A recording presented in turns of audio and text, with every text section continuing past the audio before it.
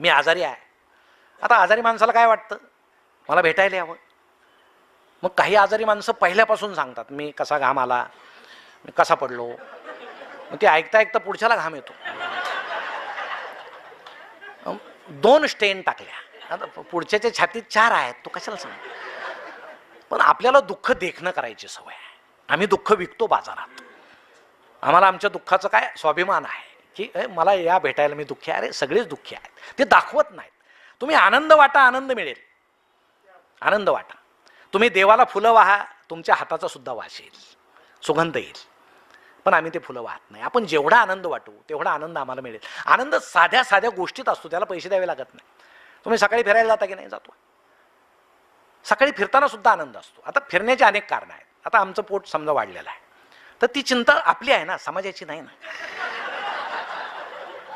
मग चेहरा असा असतो की तो चेहरा पाहून बाकीचे म्हणतात हा आला की काहीतरी घोटाळा होतो, याचा चेहराच पाहायला नको, आपण दुसरीकडून गेलेलं बरं आहे.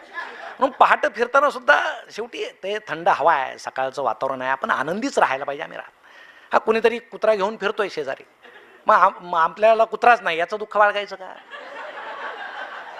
तो फिरतोय ना घेऊन, त्याच्याकडे पहा.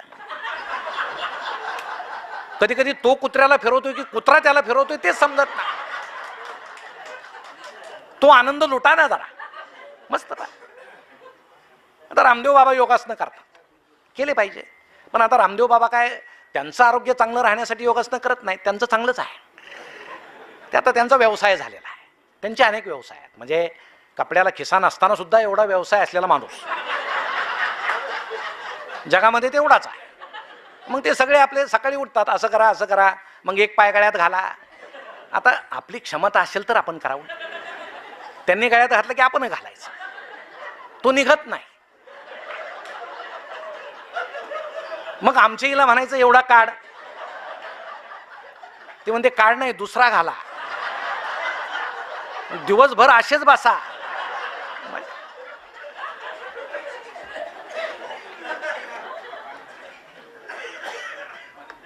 योगासनं केल्यानं काय होतं? एक जण म्हटलं आयुष्य वाढतं. मग वाढलेल्या आयुष्यात काय करायचं? तो म्हटलं योगासनं करायचे. प्रश्नच आहे, अवघडच आहे. मी फार कडक पथ्य पाळतो का? मला खूप जगायचं. खूप जगून काय करायचं? पथ्य पाळायचे. जगणं म्हणजे काय? जगणं म्हणजे तेवढंच नाही. मग आमची दृष्टी, मी तुम्हाला गंमत सांगतो. मी एकदा पहाटे फिरायला गेलो, असं नुकतंच असं फटफटलेलं होतं.